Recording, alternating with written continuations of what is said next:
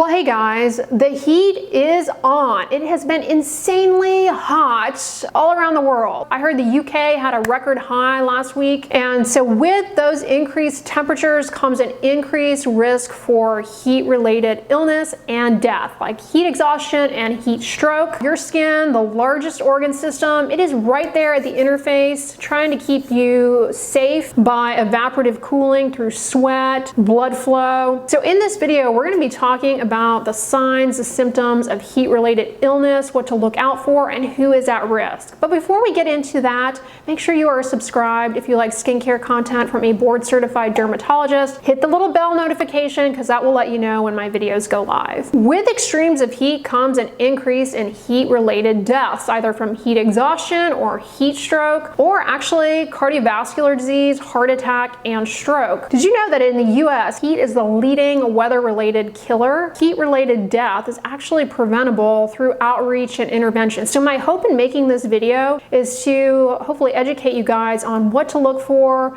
and how to reduce your risk of heat exhaustion and heat stroke. I've got 5 major tips here for you all, and then we'll get into the signs and symptoms of heat stroke and heat exhaustion. Tip number 1 is to look out for people at risk, including yourself. Who is at risk? Very young children and babies, because their thermoregulatory system is still developing. The other group is adults over the age of 65. I've mentioned this in recent videos that as we get into our wiser, older years, our thermoregulatory systems are not as sharp and we're more at risk for heat-related illness, not being able to produce adequate sweat to cool the body. People who drink alcohol in excess, alcohol is dehydrating. People who are overweight or obese are more at risk for heat-related illness. Anyone with a history of heart disease or high blood pressure, and certain medications that affect either blood flow to the skin, thermoregulation, or sweat production. And these include blood pressure medications,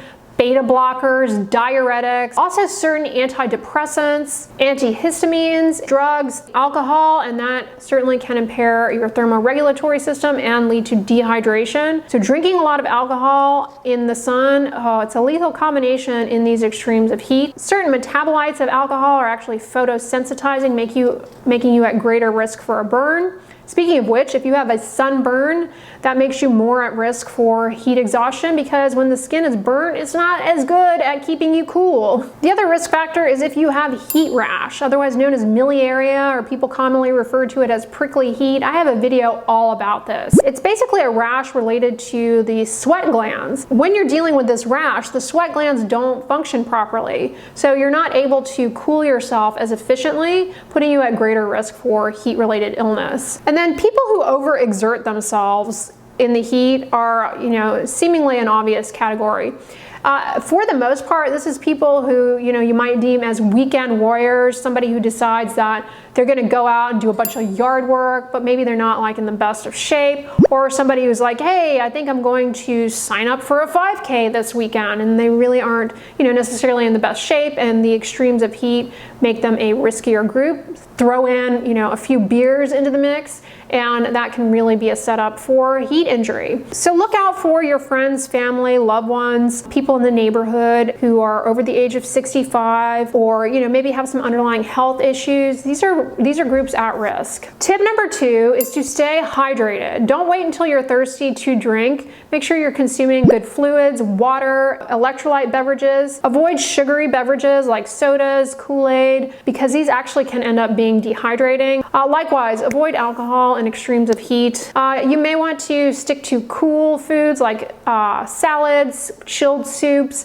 as opposed to warm foods that further increase your body temperature. Most people don't really want a big, heavy, hot meal when it's warm out. That is almost a defense mechanism, because if it's this hot as it's been lately, that little increase in body temperature is actually unbearable. So stay cool. Wear fabric that is moisture wicking and breathable. This is not a time to be wearing wearing leggings. Leggings trap heat and sweat up against the surface of the skin, create a lot of friction that can kick off heat rash. Number 3, limit the amount of time that you are outside and stick to times of the day like early morning or at nighttime when the sun has gone down and the temperatures are cooler. This is beneficial not only for the heat exhaustion thing, but also in reducing your exposure to those damaging UV rays that can lead to skin cancer. Speaking of UV rays, make sure you are protecting your skin from the sun by wearing sunscreen and sun protective clothing, seeking shade. The reason for this is that, as I said at the beginning of the video, if you get a sunburn,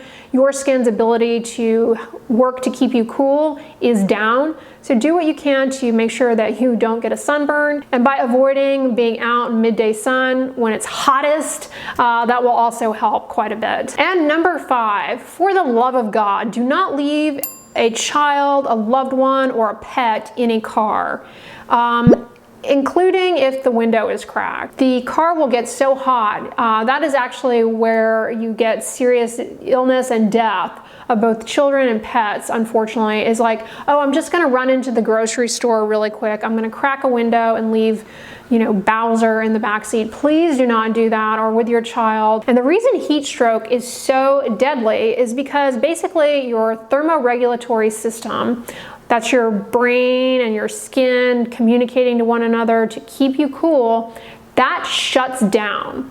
And you literally begin to heat up and cook your internal organs. It is a medical emergency. Specifically, heat stroke is when the body temperature exceeds 104 degrees Fahrenheit, or for those of you who do Celsius, that's 40.5. Basically, the combination of environmental heat exposure and collapse of the central nervous system's ability to thermoregulate. Let's start with heat exhaustion. This can be a precursor to heat strokes. Heat exhaustion is actually more common in somebody who is doing prolonged exercise in the heat. Basically, your muscles heat up and that heat exceeds what your body can dissipate through sweat, evaporative water losses to cool the body. The symptoms of heat exhaustion are going to include heavy sweating, weakness, you can have a headache, the skin is cool, pale, and clammy. This is important in distinguishing heat exhaustion from heat stroke. And you are excessively sweating, you can have weakness, fatigue. In heat exhaustion, check the pulse because it's going to be very weak. A lot of times the individual is going to be having muscle cramps, nausea, vomiting can occur.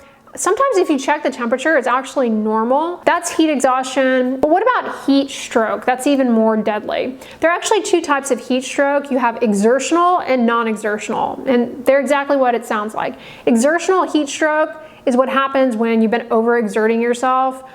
Because again, the muscles are contracting, generating heat beyond what can be dissipated by your body's thermoregulatory mechanisms of producing sweat, evaporative water losses to cool the body, and redistributing blood flow to help keep the body cool. And the precursor to that may be heat exhaustion. Then you have non-exertional heat stroke. Again, exactly like it sounds. This is going to be more common in somebody who is maybe chronically ill, elderly, or very young. And this is going to be in a situation where you have extremes of temperature, but there's no exercise precursor or, activity precursor as an exertional. Exertion is not necessary. It's going to happen in situations like what we're currently dealing with, where you have extreme temperatures, heat waves, in people who are predisposed to heat stroke. Heat stroke has a very high risk of serious illness and death if not treated early. It is a medical emergency. Features are a body temperature over 103 degrees, super hot. In contrast to heat exhaustion, where you had cold, clammy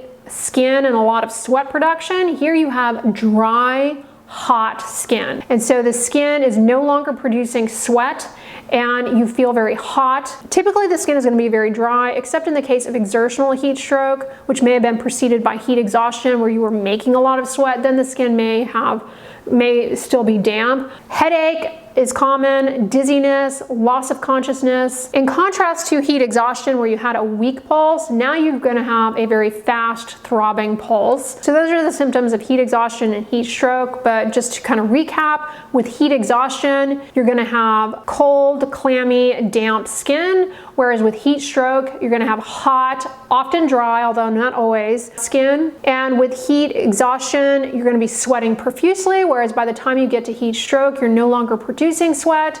And by definition, with heat stroke, the temperature is over 103 degrees at least, whereas with heat exhaustion, the temperature actually may be normal. With heat exhaustion, you're going to have a very weak pulse, whereas with heat stroke, you're going to have a very strong, fast pulse. Both are deadly, can lead to death or significant injury to your internal organs. So I hope this video was helpful in clarifying the signs and symptoms of heat-related illness. Definitely check out my video on miliaria, otherwise known as heat rash.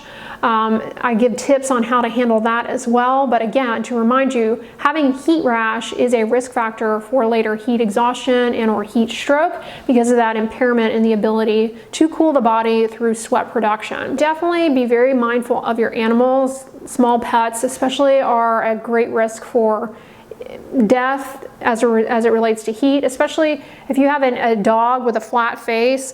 They're not able to pant. That's how they cool themselves as well. Whatever you do, please do not leave your pets in a car. I don't care, pets or children or anybody in a car. I cannot reemphasize that enough. Be careful with exercising your pets too. Small dogs, they can't handle the heat, and especially the little dogs. The cement, asphalt, sidewalks get incredibly hot. We have the luxury of walking around with shoes. Pets do not, and they're very close to that heat, and their little bodies cannot handle it. They can easily overheat. So be very careful with your pets, and you may have to just play fetch inside. This is not safe for animals. And again, please, I beg you, do not leave a dog or cat or any animal or any child or any person in a car, even if the window is cracked. Anyways, you guys, this video was meant for educational purposes. Heat injury is very common now with the record high temperatures all over, not just in the US, but it is an increasingly common cause of death. And in the US, it is the most common weather-related cause of death. So definitely something to be up to date on. Protecting your skin from the sun, as always, is key. I hope this one was helpful. If you liked it, give it a thumbs up, share it with your friends, and as always, don't forget, sunscreen and subscribe. I'll talk to you guys tomorrow. Bye.